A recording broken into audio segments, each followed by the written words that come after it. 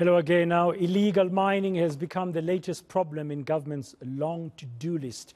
The activity has been highlighted by the chaos and violence last week that engulfed the suburb of Riverlea in the southern part of Johannesburg.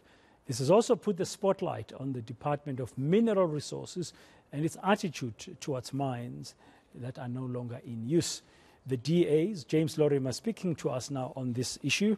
I understand he is also the Shadow Minister of Mineral Resources for the opposition party. James, good afternoon. Welcome to today. Thanks for joining us here on eNCA. The illegal mining is really getting out of control. Do you think nothing can be done at this stage? Is it too late to save the situation? Dan, it's never too late to save the situation. I know that we're all talking about illegal mining now. It is top of the agenda, but it has been a problem for literally years. I probably first brought this to the Portfolio Committee in Parliament about 10 years ago, and the response was disapproval. People sort of tut-tutted, but nothing essentially was done. And since that time, the chaos caused by this illegal mining has continued, and mostly people focus on the loss of minerals or the threats to safety of people living around these areas. But I think what you're doing now is you're zeroing in on a very important aspect of illegal mining, and that is the destruction of infrastructure. Now, none of this is irretrievable, but what it does need is a firm police response, which has been completely lacking. Just after the Riverlea incident, we did have the police commissioner saying that the police did not have the resources to meet the challenge. That's not entirely true, I don't think.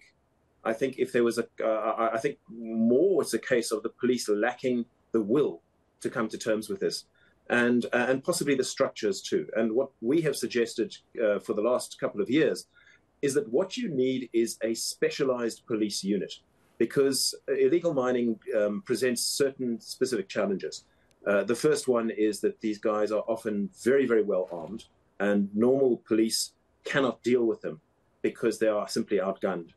Secondly, there is a lack of systemic response to this problem. And what you find is the police will conduct an operation in one province, and we know from a parliamentary committee oversight on this problem that what happens when the police operate in one area is the illegal miners simply move to another province for a couple of months, and they start operating there. So what you need is a concerted police effort. Then you also need to target the right people. At the moment in Riverlea, police are going after the foot soldiers, and there are plenty of foot soldiers. And because of the circumstances of people not only in South Africa, but also across Southern Africa, where they have no economic opportunities, they are desperate. They are prepared to take the risk, and it's a very high risk to their own lives, to come and conduct illegal mining in South Africa. And there will never be a shortage of those in the near-term future. There's so two what police parts. need to do is that... Yeah. Sorry, James, to come in. There's two parts to some of what you've just answered. There's the part of people coming from the rest of Southern Africa, like from Mozambique, from Zimbabwe, from Lesotho, coming in to try and eke out a living from the disuse of old gold mines particularly. That's one aspect that has to be dealt with differently, I think, including around home affairs and issues of immigration. But I had an interview with one of them, a couple of them from Zimbabwe, saying they're not scared. They are here to make a living, and they're not going to go anywhere. The system, the laws of South Africa need to change around artisanal mining. What's your view? Well, quite right. There needs to be change in the laws. The department has tried to institute artisanal mining in a number of areas, and that would seem on the face of it to be a good solution. But here's the problem. There are certain parts that can never be safely mined. And here we're talking about perhaps old gold mines, many of the type that are around Johannesburg. These are dangerous, either to the people mining them because they're very deep underground and there's no longer the safety infrastructure, or because they're happening right cheek by jowl where people live in settled communities. These can never happen safely. So what they need to do is not only go after these guys, the foot soldiers, but they also need to make more of an effort to go after the kingpins, the guys who organize these syndicates. Because if we can stop them, we can get this problem under control. Yeah, the other impact, I mean, we are zooming in on the infrastructural impact of illegal mining, and that affects all kinds of infrastructure, water, electricity, elsewhere, but also housing infrastructure. around those areas, as well as environmental impact. I mean, we saw the gas leak the other day in Boksburg, and a number of people were killed. So what kinds of other shifts would you want to see? Because most of this is driven very clearly by socioeconomic conditions. Socioeconomic conditions and the fact that they've been allowed to get away with it, particularly, as I was saying, at the top level for so long.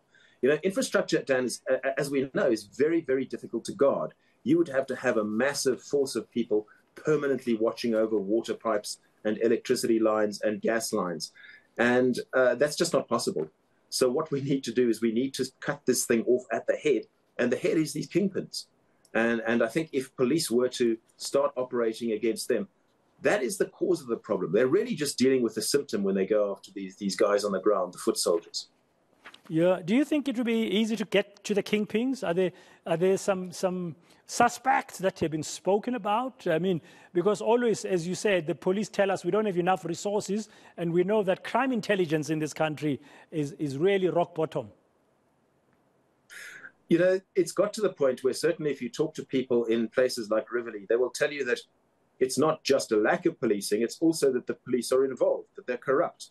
And that certainly happens on the ground. I've seen plenty of informally taken pictures about what appears to be Zamazamas paying off police on the ground. One wonders, though, whether this lack of will to deal with the kingpins doesn't go higher up the government chain, and that there's not more influential people who are dragging their feet on taking action against these people because they're making a profit out of it. Yeah, James, final question to you. So what more can you as an opposition party do now to try and enhance whatever pressure you've been putting on government to really stop this scourge that's spiraling out of control? In a general sense, Dan, we will conduct oversight and we will continue to do so. The other thing we're going to do in Parliament is push for the implementation of a fairly good report that was drawn up by 3 parliamentary committees and passed in June. And that contains certain advice for certain changes to the law that would make police action against these guys much easier. And those are relatively low-hanging fruits. We could start implementing those quite quickly. Just for instance, and this is the top one for me, is that illegal mining has not been criminalized for about 15 years. So although it's against the law, it's not you don't automatically get a criminal conviction by conducting illegal mining, and that needs to change for a start. Thank you very much, James Lorimer, for the DA, sharing with us some of the shifts that might be needed to tackle the scourge of illegal mining. He's, of course, the shadow Minister of Mineral Resources for the official opposition party, that's the Democratic Alliance.